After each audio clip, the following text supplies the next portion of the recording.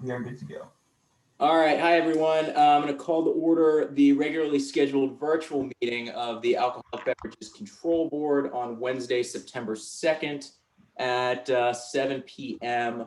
We have all the board members present, including Vice Chairman Lawrence Harris, Dick Peterson, Kia Baskerville, Elizabeth Conger, and I'm James Praley.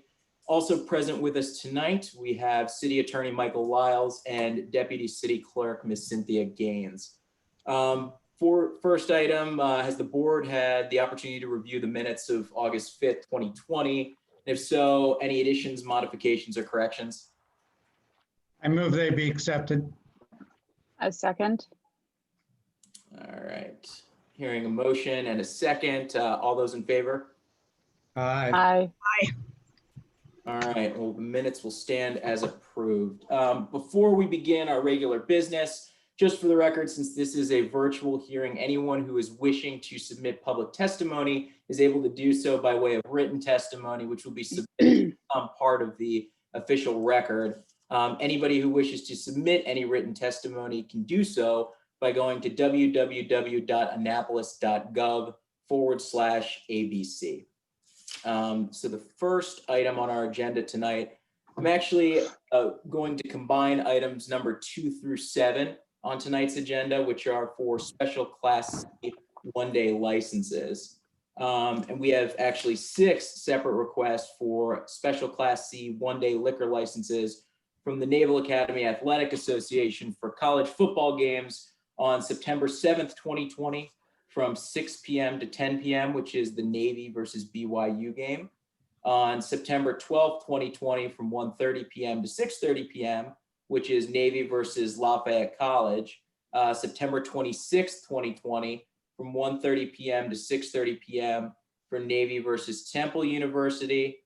October 24th, 2020, from 1:30 p.m. to 6:30 p.m. for Navy versus Houston.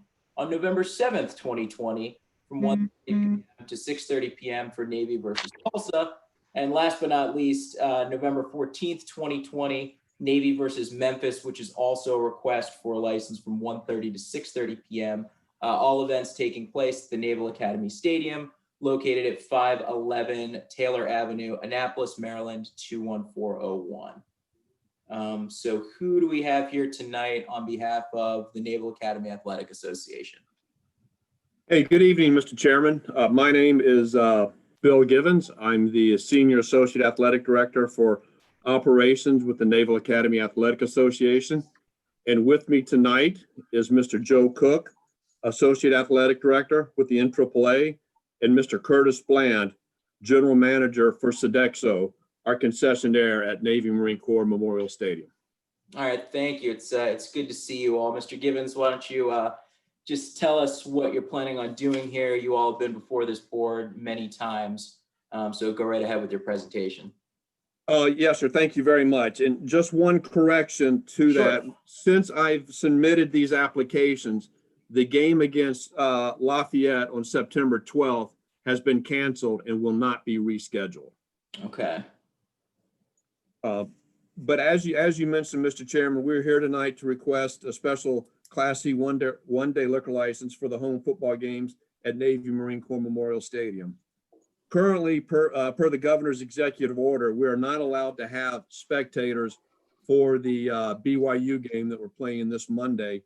But our hope is that for our future games, that we will be able to have spectators and we will be able to serve beer to those. Mr. Givens, I'm sorry to stop you right there. It looks like Ms. Gaines has a question.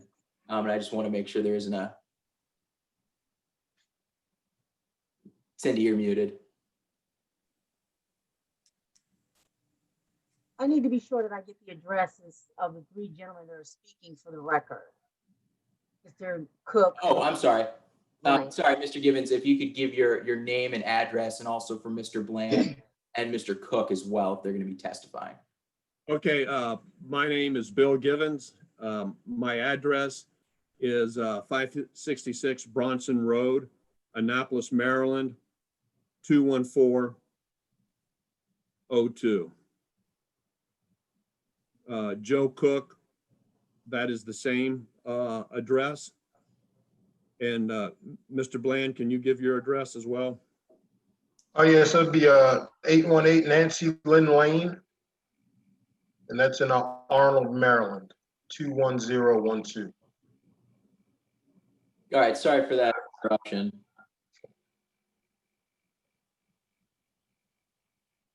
And I Okay. pick up where I rudely interrupted. Okay. So we are hoping that for our future games, that by the time we get to the Temple game, that the restrictions will ease and we'll be able to have spectators to some sort. So we want to present for all of these future games with the hope that we can, and we're going to commit to the license, but hope that we will be able to have spectators to sell beer at them. Navy will be playing, again, 5 home games in Annapolis. The Lafayette game was canceled. While we've had beer available at football games, Navy football games in the past, at private tailgates, suites, and hospitality areas, starting this year, we would like to sell beer to the general public, much as we've had for the Military Bowl that we've hosted at the stadium in December for the previous 7 years. As with the past events, such as the Military Bowl, where we've sold beer, the following measures will be in place. Stadium gates will open 2 hours prior to kick. We are looking to sell beer in our concession stands throughout the stadium. Beer sales will end at the end of the third quarter. This is a ticketed event. As is our procedure, there will be 100% ID checks, and those served will get, with the ID check, will get a wristband showing that they're 21 years and older. Sodexo's beer servers will all be tips trained. We're limiting 2 beers per customer. We will have safe security, safe management as a security provider, safe security and Annapolis police on site throughout the event. They will also be on the concourses and in the stadium seating area, monitoring, looking for underage drinking and looking for those that may have been overserved. The entire stadium perimeter is enclosed by a fence, and entrance and exit is through the gates, ticket gates, and all gates are staffed by safe management and Annapolis police. No beer will be allowed to enter or leave the premises. And Special Event Medical, who is our contracted medical provider, will be on site for the duration of the event, staffing our first aid rooms and having ambulances on site for any emergencies. As I've said before, we've had a track record of serving beer at previous events, including football games, and believe that we have the policies and procedures in place to accommodate beer sales in a safe and responsible manner. Fortunately, we've not had any issues in the past with any alcohol-related incidents. I do believe with our trained servers, limits on beer, early cutoff of beer sales, 100% ID checks, security staff, Annapolis police, plus our medical staff on site, all help to mitigate and prevent any issues before they happen. Thank you, guys. Thank you, committee, for your time, and we'll be happy to answer any questions from the board. All right, and we'll turn it over to the members of the board. Does anybody have any questions? No, I compliment Mr. Givens on his presentation. I think you covered just about every question we could have. So Thank Yeah, you guys are like so finely tuned, and I thank you for being as good as you have been all of these years. So just, you know, keep up the good work. Thank you. Thank you very much. I'm guessing, Mr. Givens, there's nothing you'd like to add. Mr. Bland, Mr. Cook, any additional testimony? No, sir. No. All right. With that, do I hear a motion regarding these multiple requests for Special Class C one-day licenses for the Naval Academy Athletic Association for college football games on September 7th, 2020 from 6 p.m. to 10 p.m., which is Navy versus BYU. September 26th, 2020 from 1:30 p.m. to 6:30 p.m. for Navy versus Temple. October 24th, 2020 from 1:30 p.m. to 6:30 p.m. for Navy versus Houston. November 7th, 2020 from 1:30 p.m. to 6:30 p.m. for Navy versus Tulsa. And November 14th, 2020 for Navy versus Memphis. which is also from 1:30 to 6:30 p.m. All events taking place at the Naval Academy Stadium, located at 511 Taylor Avenue, Annapolis, Maryland, 21401. Motion So for moved. approval. Second. Second. All right, here a motion's been moved and seconded. Any additional comments, questions?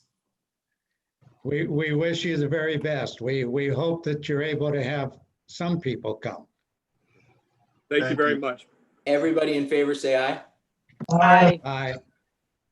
All right, nobody being opposed. This request is granted. Thanks for your time. Thank you. Thank you, guys.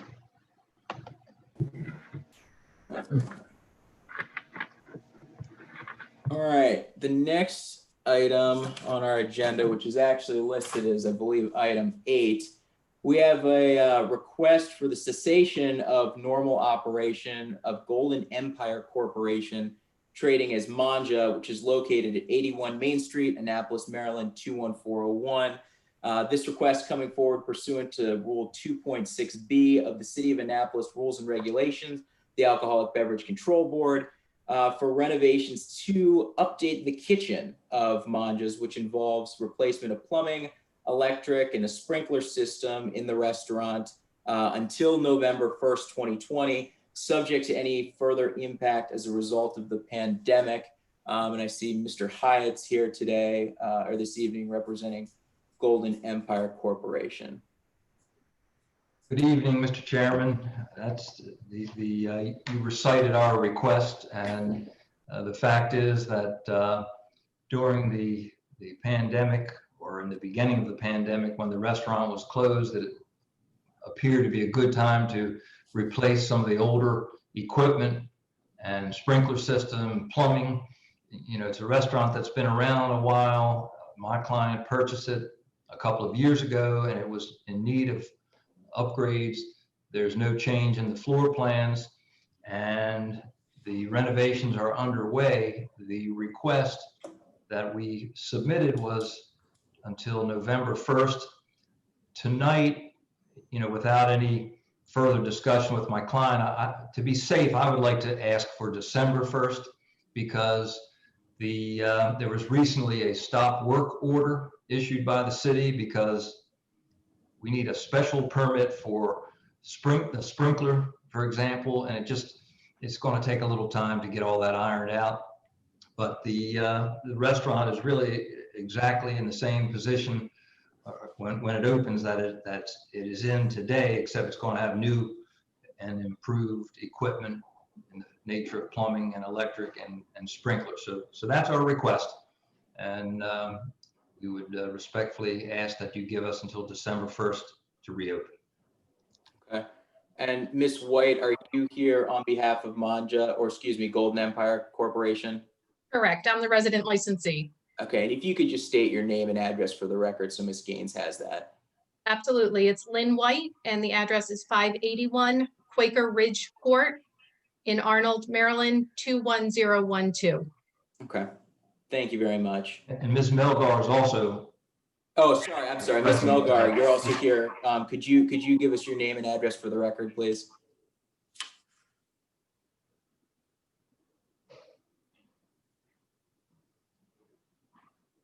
Hi. Hi. Okay. My name is Doris Malgar Centino, and my address is 1910 Town Center Boulevard, Annapolis, Maryland, 21401. Okay. Thank you. You're welcome. All right, well, I will turn it over to the board to see if they have any questions on this request. I have no questions.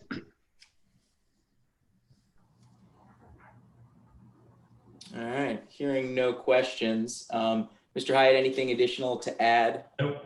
Thank you. I think I spelled it out exactly what we're asking for. Thank you. Thank you.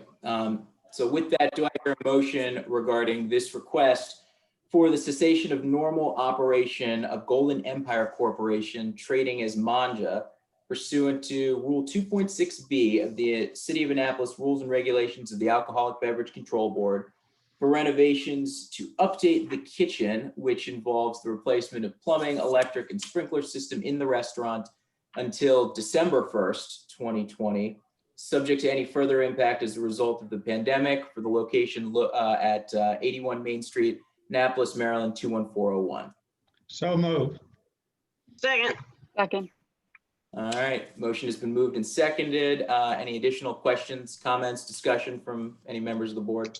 Just Alan, I got to tell you, I know personally a lot of kids that have been employed through Manja, and you know, it's a really good spot. So good luck. I'm sure you guys are going to be great. Thank you. All right, all those in favor of this motion signify by saying aye, please. Aye. Aye. Everybody is on board. This request has been granted. Thank you very much. Very nice. I appreciate it. Thank you all. Take Thank care. you. Good night. All right. Moving right along. Turning to item number 9 on the agenda, we have a request for an open to the public event number 1, the American Legion Cook Pinckney 141 for a spoken word contest scheduled currently for September 19th, 2020 from 10 a.m. to 10 p.m. located at 1707 Forest Drive, Annapolis, Maryland, 21403. And is there anybody here from the American Legion? Okay. Well, I guess with nobody being here, Cindy. Don't know. They, Okay. I spoke to them. They got the link. Not sure. Maybe they've forgotten. Okay.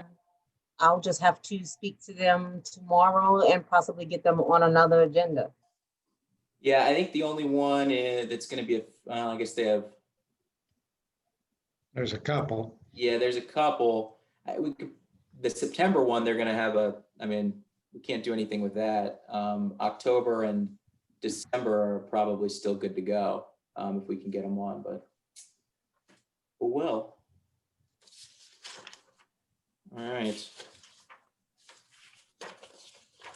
So the next item that we have is a response from Liff, Walsh, and Simmons regarding the citizen complaint that the board received, or excuse me, the city clerk's office received on May 26th that was pertaining to Forward Brewing LLC trading as Forward Brewing with respect to refillable containers. So I know that was attached to the items that Cindy sent out to everyone. I have a conflict with Forward Brewing, so I can't really comment on anything here. I don't know if it's Cindy, Attorney Lyles, is there anything you would like to comment on here? I have a question before we bring them on. Not having the state of Maryland alcohol regulations in front of me, what they referred to on this microbrewery license, Mr. Lyles, you have to tell me if you think that's correct, that they can fill growlers under their microbrewery license? Yes, they can. Okay, okay. So that's good to know. Especially since I see Cindy's, Kia's boyfriend periodically.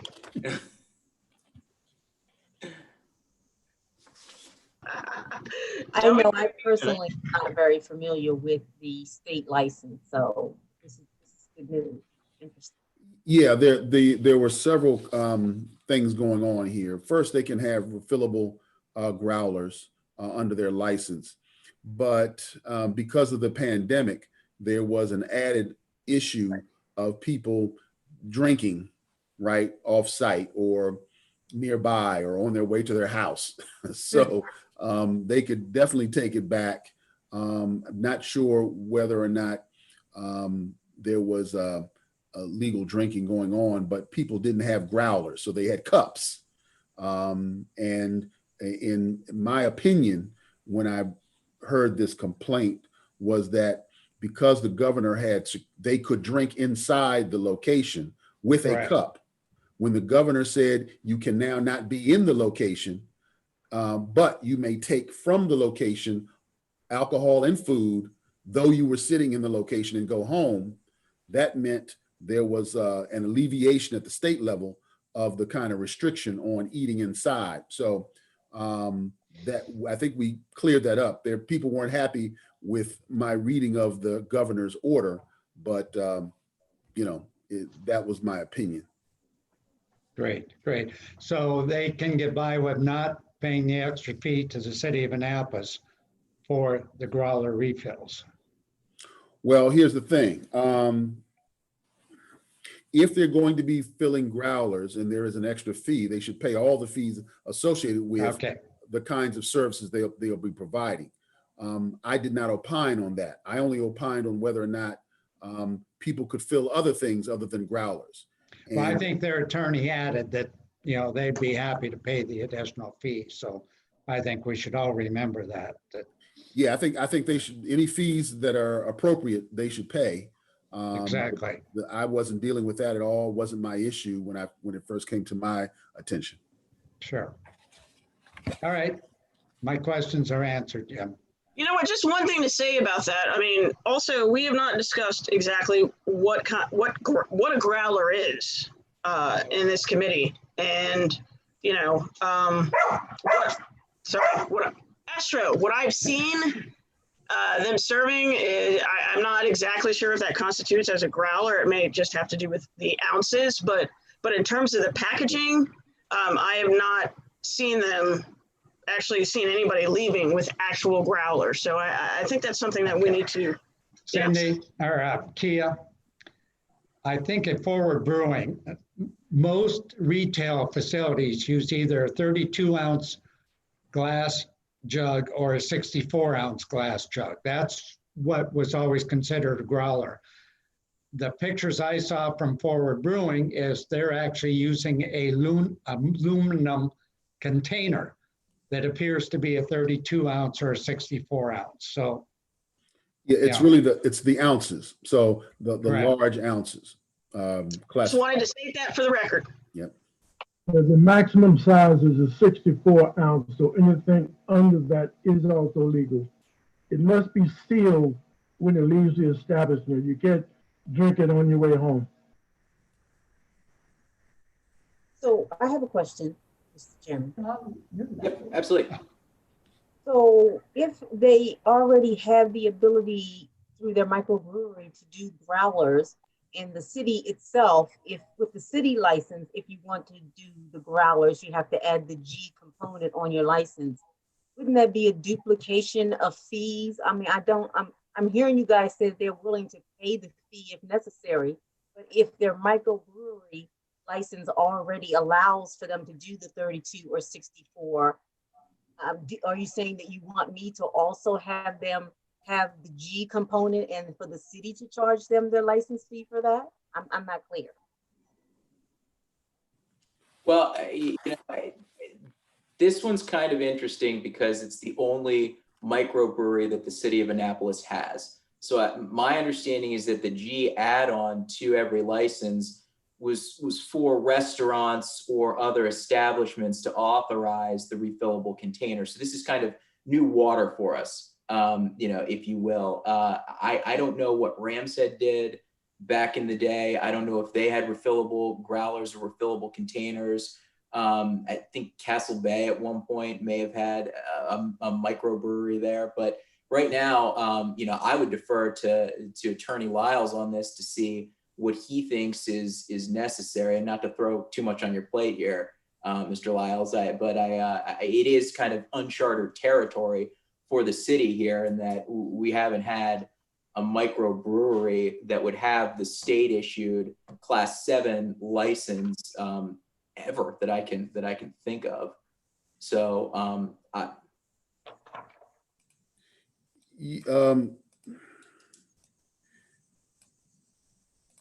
okay.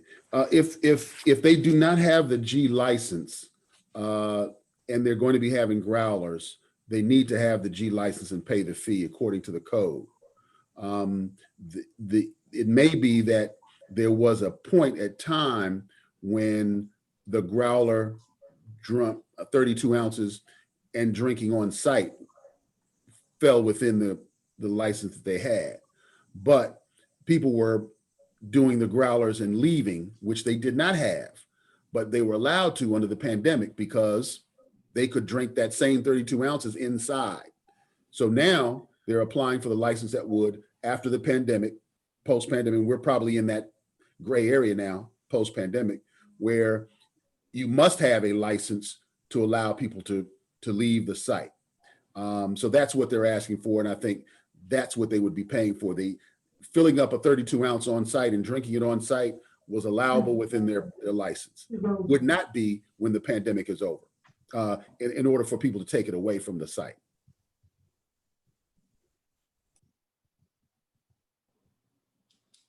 Thank you. Okay, so I guess we're gonna send out a request that they make that additional payment in order to get the G add-on if that's what everybody thinks is the correct route to take. Reading his letter, he said they'd be happy to. Yes. Yeah, I really think they should, because, this whole growler thing came around with retail licensees. And whatever Castle Bay did before, I don't think anybody did this before the growler started. sure. Okay, I well, agree. if everybody thinks that we should send a letter out and request that they apply for the G add-on and pay the appropriate fee, I guess that's the route we'll take. I don't know if we need a formal motion on this or whether we can just internally say that that's the path we're going to take. Yeah, you don't need a motion. I didn't think so. Yeah, It's administrative. Cindy can Sure, carry it sure. out. We'll bring it back before you to actually vote on the application itself, because okay. then you'll have all the information. And if it comes up in Mr. Dale's presentation tonight, we can affirm that to him. Well, I don't actually think they're here tonight. I think this is just to review. Oh, just a letter. Okay. It's just to look at the letter and discuss the letter and discuss what the next steps are going to be, I think. But I'm sure we will hear again from Mr. Dales. So. If you don't, I'm sure you'll hear from Mr. Conley. So. Either way. All right, so that's the last of our business that can be held publicly. We do have one remaining item that we need to discuss in an executive session. So as we've done previously, I think we'll make a motion. If anybody makes a motion to move out of this into executive session, we can then close out and go there. You can see now, honey. I'll make a motion that we move to executive session. Second. All those in favor? Aye. Aye. All right, I guess we'll close out and we'll go right back in.